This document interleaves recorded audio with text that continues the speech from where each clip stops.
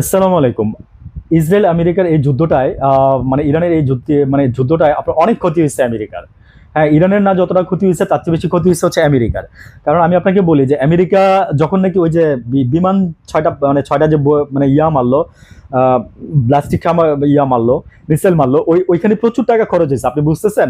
মানে এক একটা বিমান নাকি এত দাম, এটা দিয়ে এক একটা পদ্মা সেতু বানানো যেত। মানে হাসিনার টাকায় আর কি, হাসিনার কস্টিং এর টাকা দিয়ে হিসাব করে বললাম আর কি।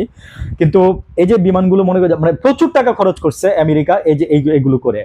মানে ডোনাল্ড ট্রাম্প তো আসলে একটা পাগল, স্রেফ একটা পাগল। মানে ওই দেশে আমেরিকা যারা আছে, আমার আত্মীয় স্বজন আছে, তো ওরা নিজেরাই বলে যে ও একটা স্রেফ একটা পাগল।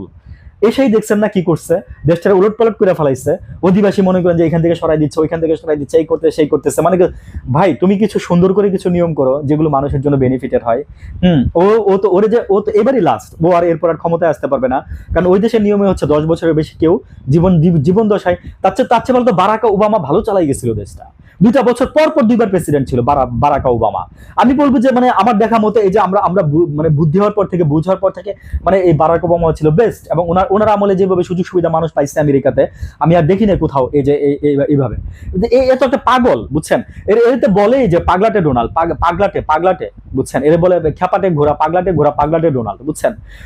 মানে আমি আর কি বলবো, যে যারা আমেরিকা আছে খোদ নাগরিক তারাই বলে এই কথাটা। মানে আমার মনে হচ্ছে on kinds of he is the psycho, he is the man of the psycho.